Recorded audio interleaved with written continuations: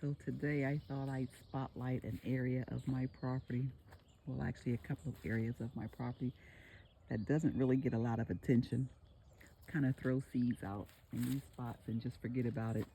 Over here I put out some spinach seeds a couple years ago.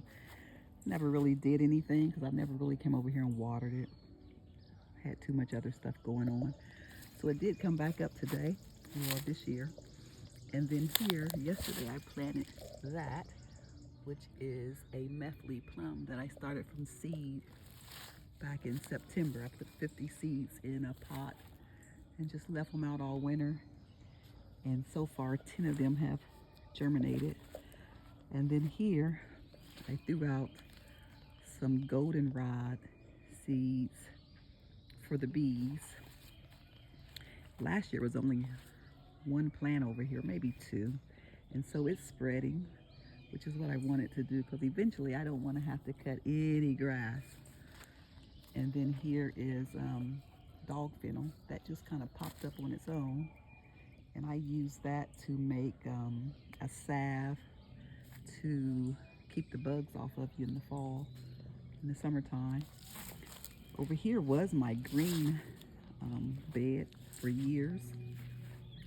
And I ended up with so many greens, and it's just me, so I didn't grow any this year. I just left them out here, and they're going to seed. Some of them I pulled up because it was just too many. I stuck watermelons and peanuts in here today, this year. Not today, this year. So I should have peanuts coming up and watermelon if I remember to water over here. I just really want stuff that I don't have to be so mindful of tending to. And you see another little green trying to come up. And then I stuck this seedless CHE over here. And then you can see that dog fennel's trying to come up over here as well. Here was also another green bed, but I put strawberries in it. I did have the strawberries hanging on those black containers that I have on that fence, but they were just a little bit too much work, constant watering them all the time. They dried out really fast, so I took them out of those pots and stuck them over here. And for now, the pots just hang. This is my wisteria. This is the people who used to live here were avid hunters, so this was their little thing they used to hang their deer on to do what they do with the deer, I guess. And it does crank. Well, it did until my vine kind of took over it. It is actually working. That light works, all that good stuff. Here is a blackberry bush that I had dug up and moved because I didn't think it was getting enough sun because of that pole right there. But apparently that's where it wants to be, so I leave it. Over here is just a hodgepodge of everything. I just kind of throw seeds out here and let them go. So here is, oh shoot, I forgot the name of it. It's in the mint family. I'll think of it in a little bit. But anyway, it's a bunch of that. I also have over here Jerusalem artichokes, and I didn't pull them last year. And so they're really spreading this year, which is good. And I wanted them here because I tested them out by the street when I first purchased them because they said they will take over. And they really didn't out there because they were in the shade more so, but I did get a nice harvest from them. So I still have some out there, and I brought these over here to just kind of let them run as however they want. I also have potatoes over here.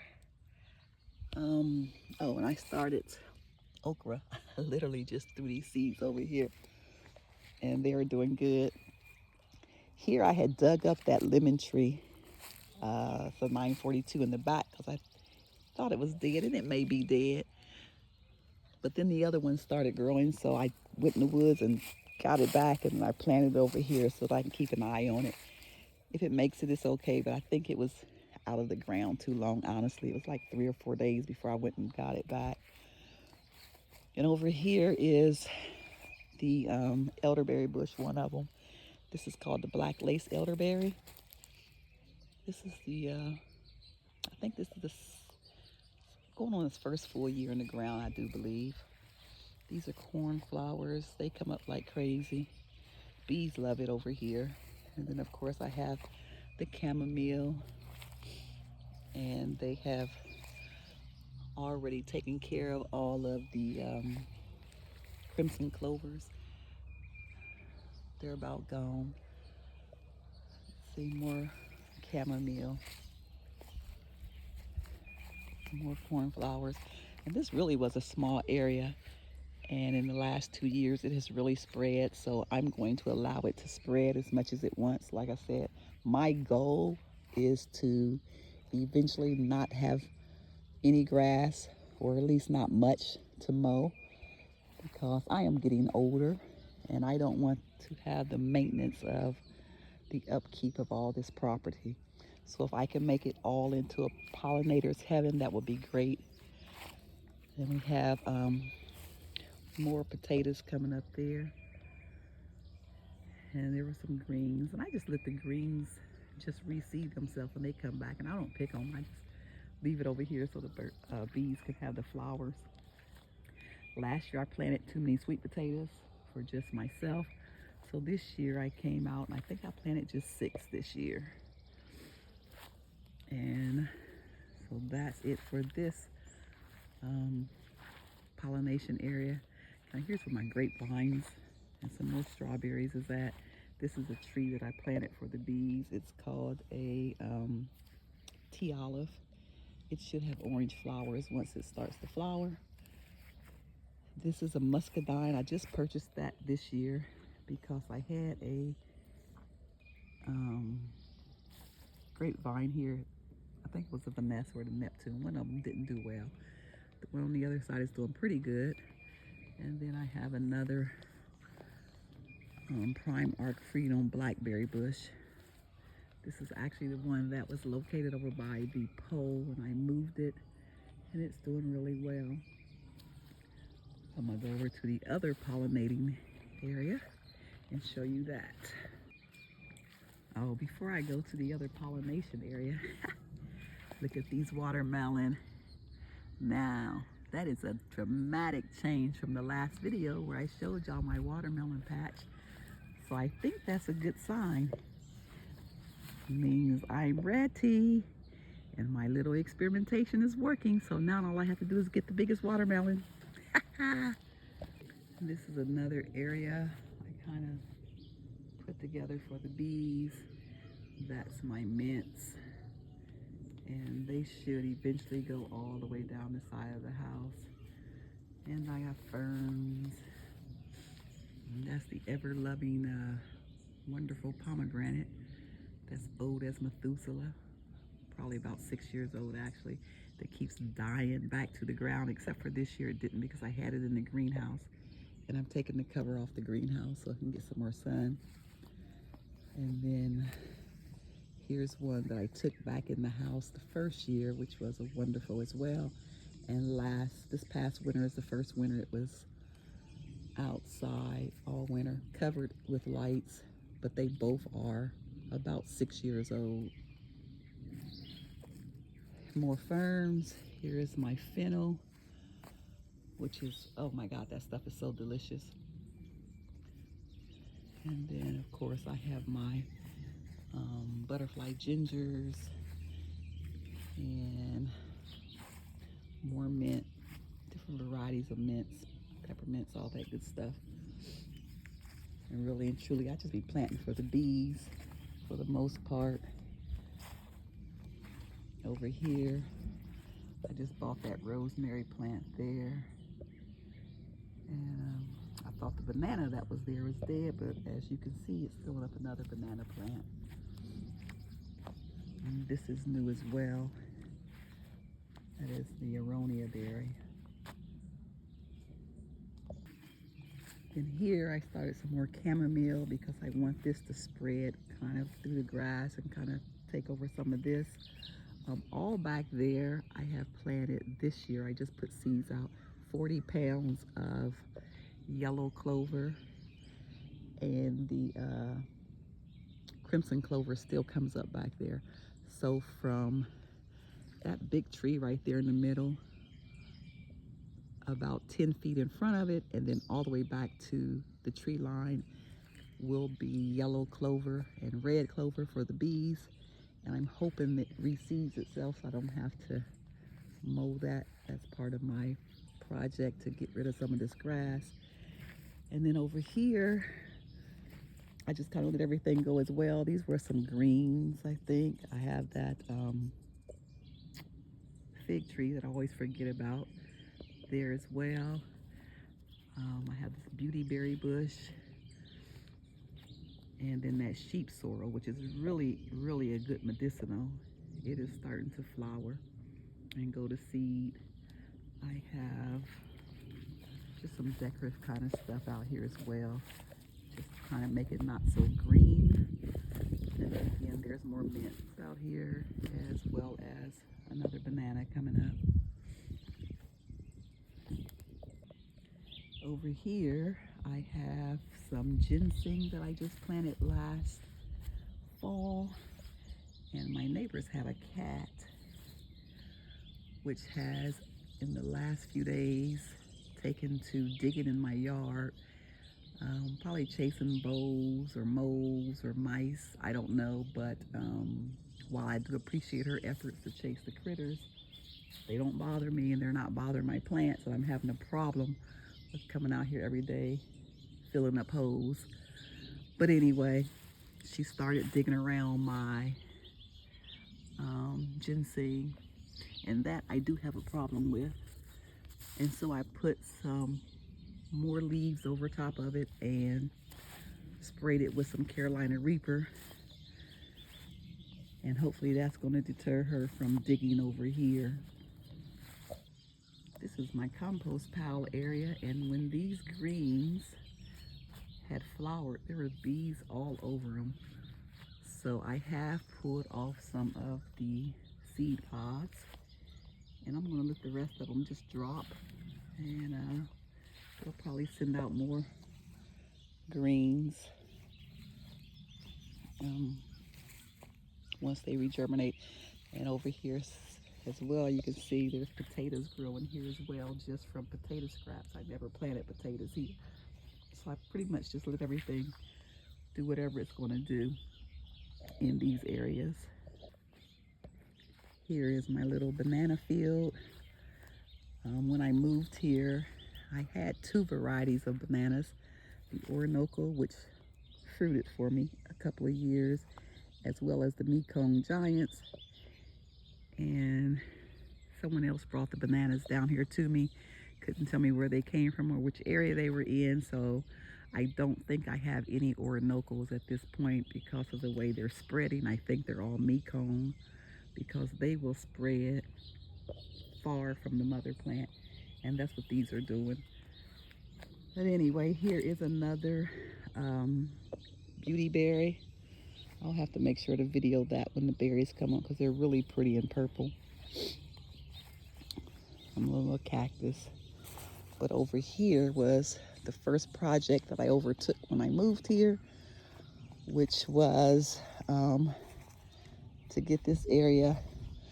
See, that entire driveway and even over to here was like a pigsty. It was pure mud.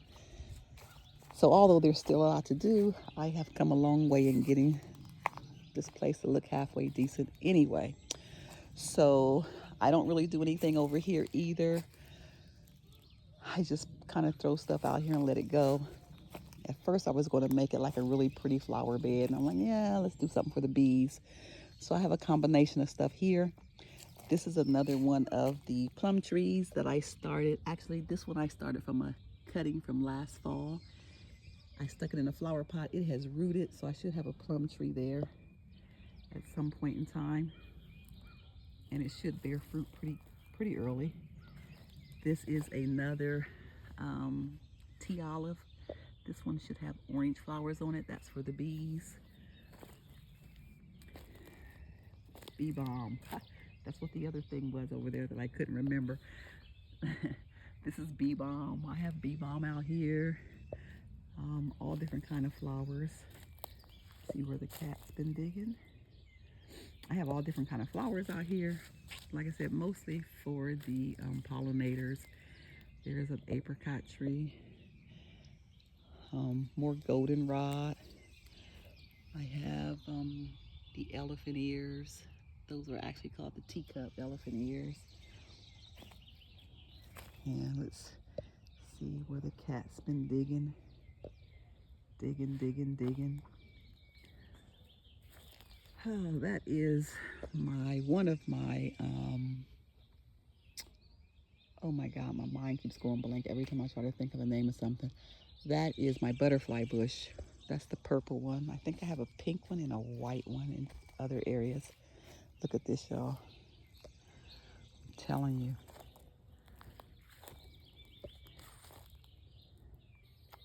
I went out this morning to pull some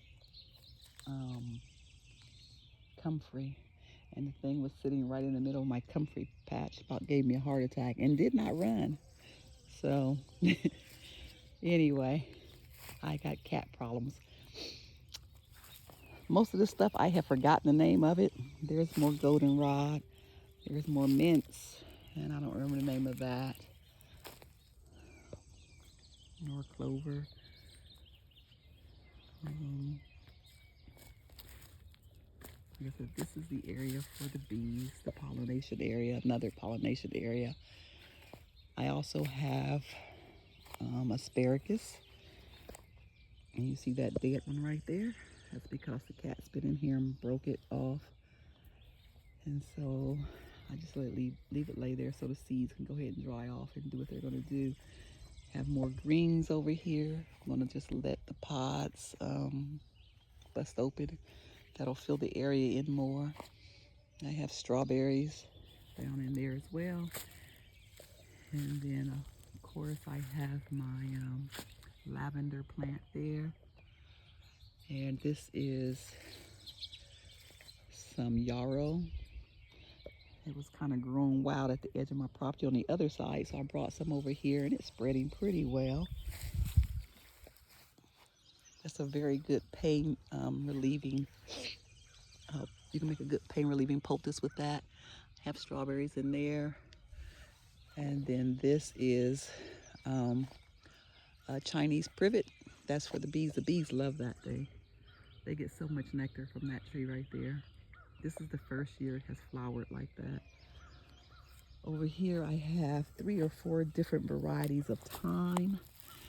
And I use this in my smoker because it's loaded with oxalic acid.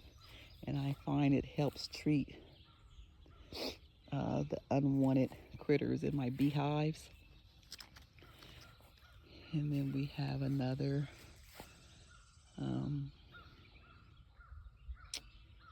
oh, there's a bee on it, lavender plant. And they really like that as well. Where did it go? Oh, it's down there.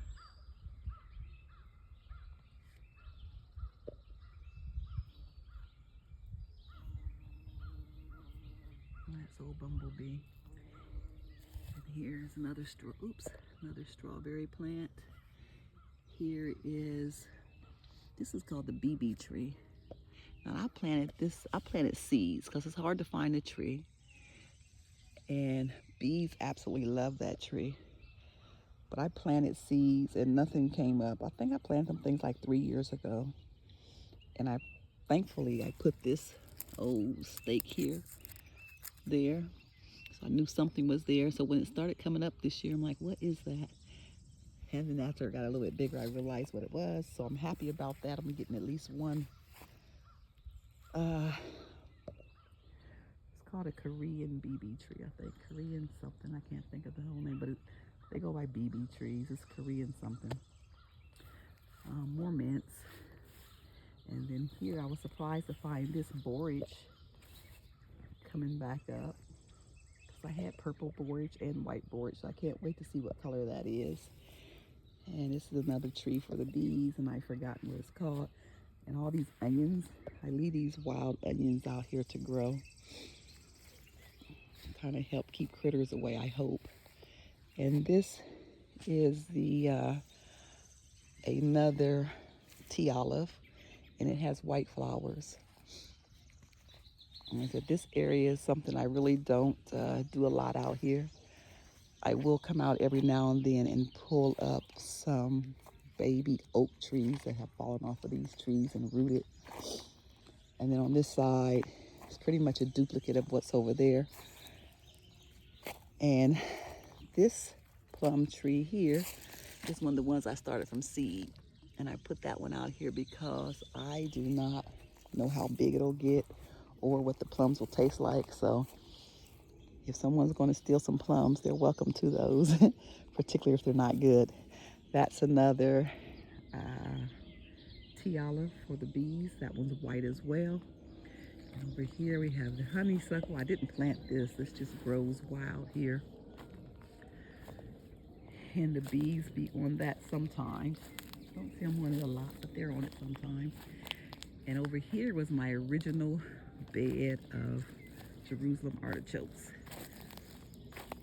So they don't get a lot of sun because of all these trees. And I think that's why they don't spread like crazy. But again, this was my test patch, and it is the second year for them to be here. And they're not really spreading very much. Again, I think it's because of the shade, but they are coming back. And I won't pull these, I'll just leave them out here and let them keep spreading and see what they're going to do. All right, guys, I think that's it for my pollination. Look at that, I cut that tree down. It needs to be cut again, because it just throws up branches everywhere. I'm going to have to take it all the way down to the ground, I guess. Yeah, take that thing all the way down. But anyway, as always, thanks for watching. Appreciate you guys. And have a great Sunday. And to all you mothers out there, have a great Mother's Day. And all you fathers out there who stepped in for the mothers for whatever reason, happy Mother's Day to you as well. I'm out.